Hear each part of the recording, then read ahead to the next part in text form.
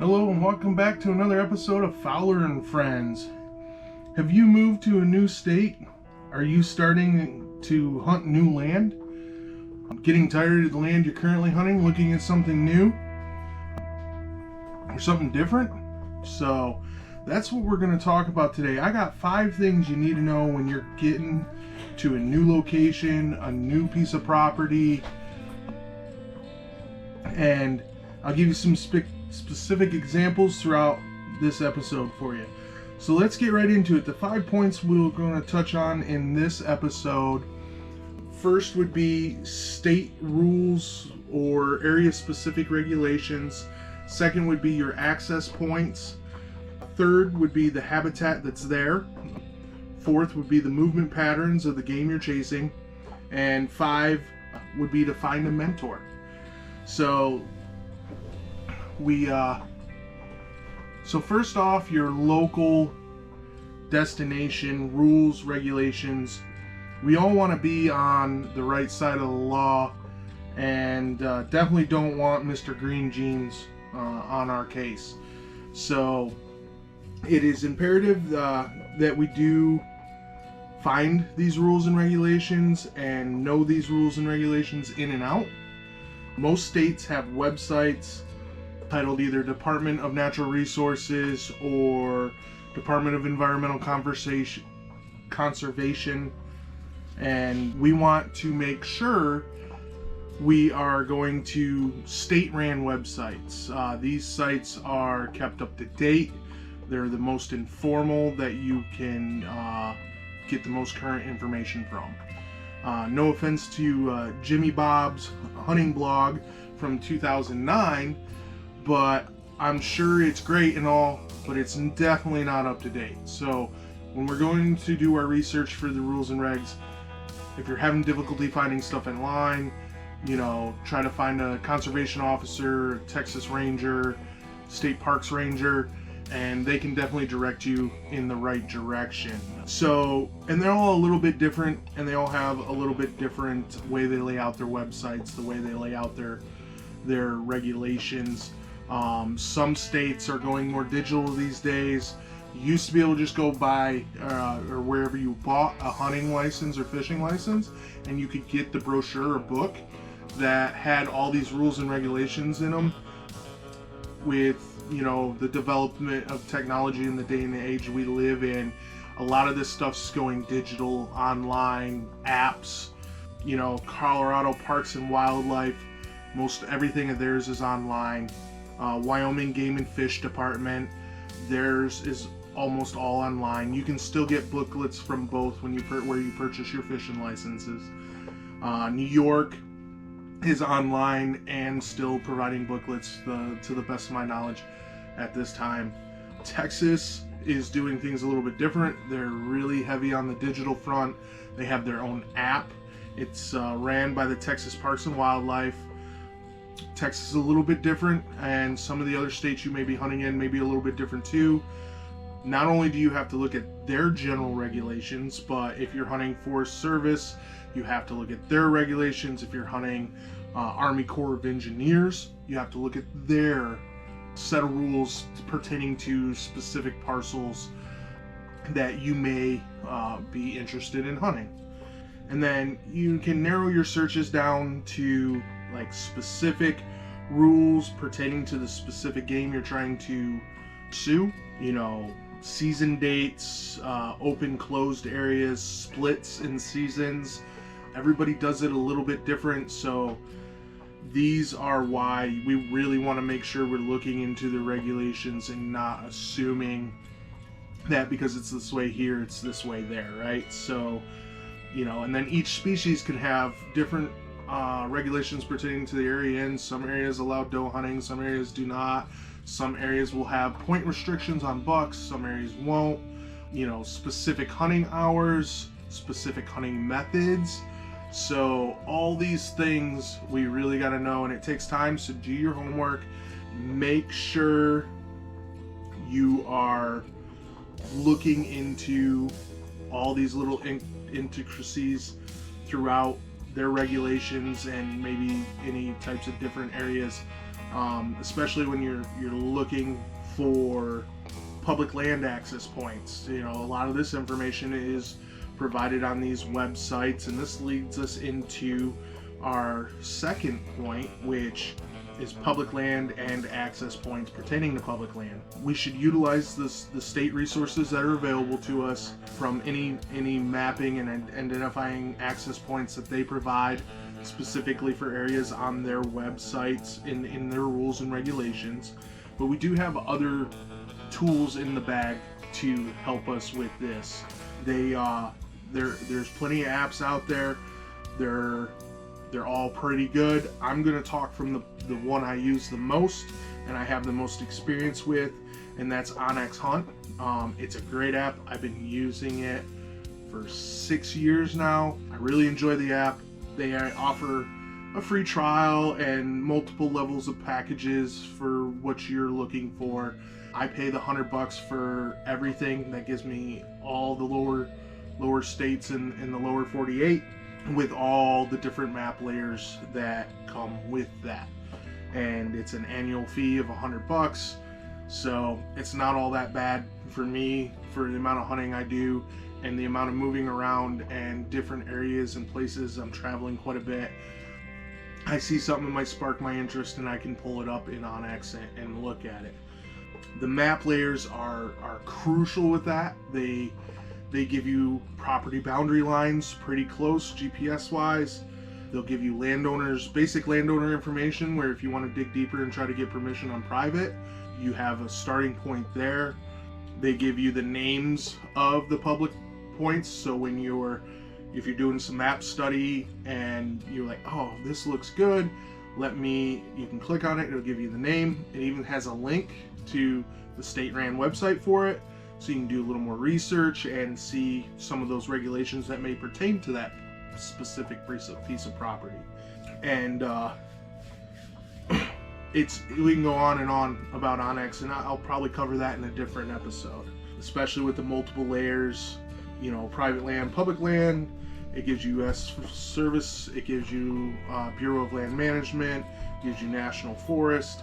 It gives you all these options. So we'll touch on that and the tracking features and the drop pins and adding pictures and all that stuff in greater detail in a different episode. The second part that I use is it's a free service, is Google Maps. So, and you have Google Earth Pro, which is a free service. You just have to download it on whatever your PC is, the desktop or laptop. Now I use these interchangeably with onX because onX gives you the topo, it gives you those layers, but zooming in and that satellite view in onX isn't as great as Google has done with all their work. So the nice thing about it, I can copy the GPS coordinates from a particular area that I'm looking at in onX, and I can paste it right into Google Maps or Google Earth Pro. And from there, I can really zoom down in, and then I have the option to go through the timeline and look at that piece of property over expansive time and see how it's changed, see if there's been any fires or other natural disasters like floods, tornadoes, microbursts. You can identify, these big topographical changes in those two systems. When you zoom down in, you can find an area of blown down trees, something that got washed out. It's great for identifying like low-lying areas that hold water or clearings.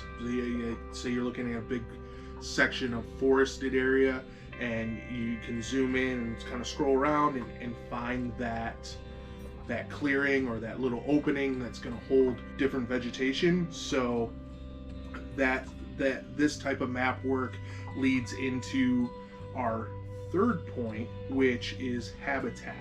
So on the maps, you're pretty limited. So you could tell if it's a deciduous forest, coniferous forest, if it's one expansive forest of similar trees. Through the mapping, you can identify those low-lying areas. You can identify the any natural disasters, and if there's openings, clearings, maybe there was a strip cutting at some point in time, and in the middle of this big chunk of woods, that might be all points of interest for you in habitat, where you're looking for that diversity and that subtle changes in topography. You can see, I've even used it. I'll try to find pictures of an area in the winter months and try to get an angle on where the sun hits and shadows. When I'm looking for that colder temperature, thermal area or protected area, what might warm up first in the morning versus. So we use that platforms, and those platforms, you can find runoffs, drainages, all those types of different covers and habitats at a very basic level. At least puts you in a general direction. So that's great for that. Then that leads, so habitat is our third point. Once you've discerned some habitat changes and some stuff on your map study of areas you want to check out, that's finally when we get to do the fun stuff. That's where we get to go put boots on the ground and go out and explore and experience this new thing. So one of the things that I'm always looking at when I'm walking a new property is it's three things really. And especially on my first walkthrough, I want to identify food, I want to identify a water source, and I want to identify bedding. Now, if I'm on a big expansive chunk of land with a lot of acreage, I'm going to try to find where all three of those are pretty, close in proximity within that. Or if I'm on a smaller chunk of public land surrounded by private, I'm going to walk those edges as well as the center to establish where the best cover is. Is it on this? Is it on private? The best waters, best food, so on and so forth. These three things are what every game species is looking for all the time.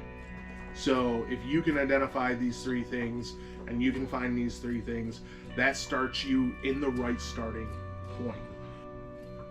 At this point, I'm going to throw in a little extra nugget.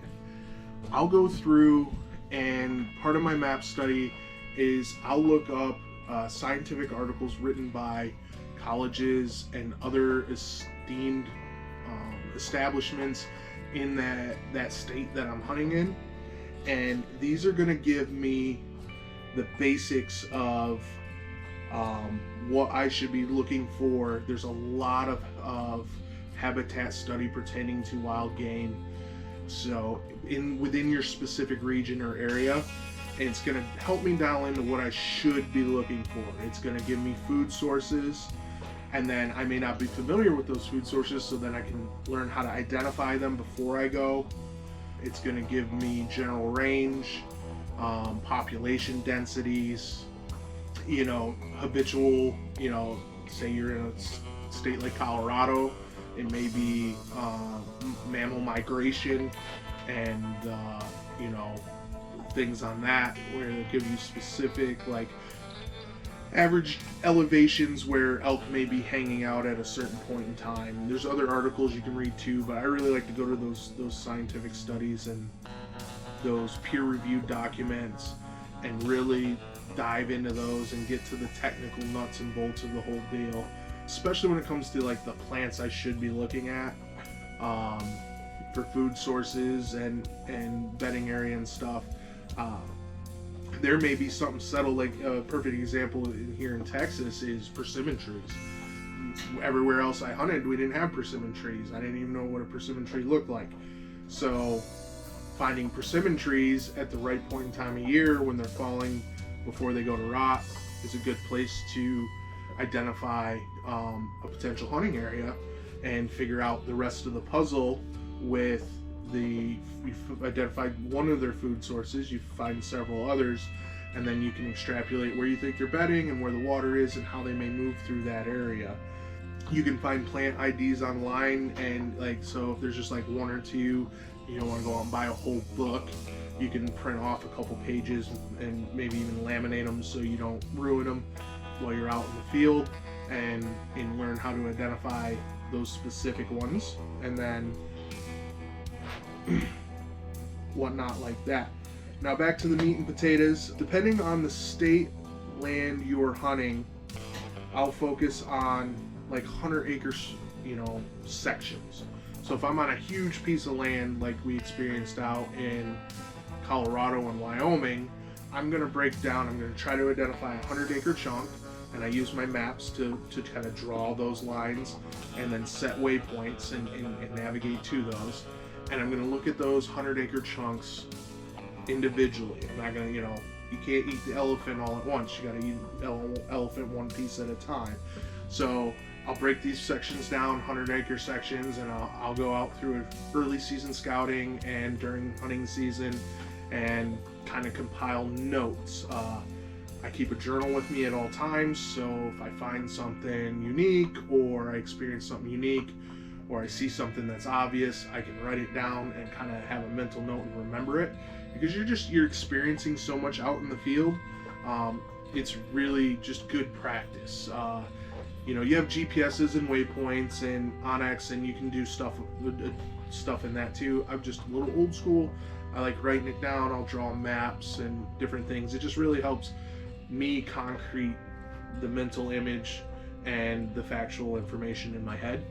I'll just walk that section and I'll drop pins on onX and for food sources and for water sources and potential bedding areas. I may know a couple game trails here and there, predominantly ones, especially if I'm seeing fresh sign and fresh tracks, but the game trails are a tough one for me.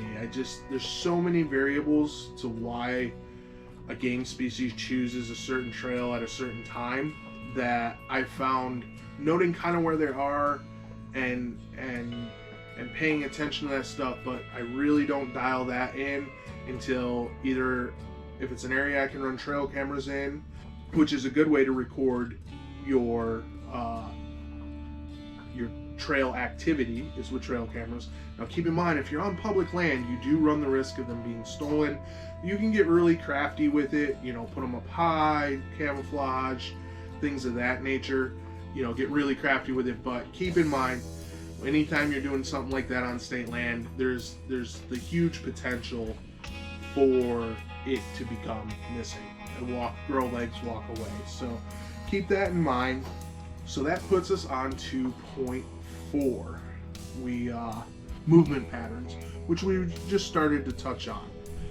I find best to identify a few trails, and through experience and whatnot, I've set up on trails, and it was a great trail for the does that walked through, and they traveled through, in the morning and the evening, but I was 50, 60 yards off the trail that the bucks tend to use. If you can get elevated in a climber or a tree stand, you may be able to catch that movement, while you're hunting, and then you can identify it.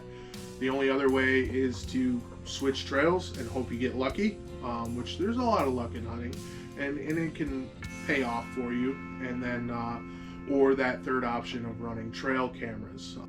The observations I make in the field are what I will use more so often to piece together these game trails and how the animals are using these game trails to transition through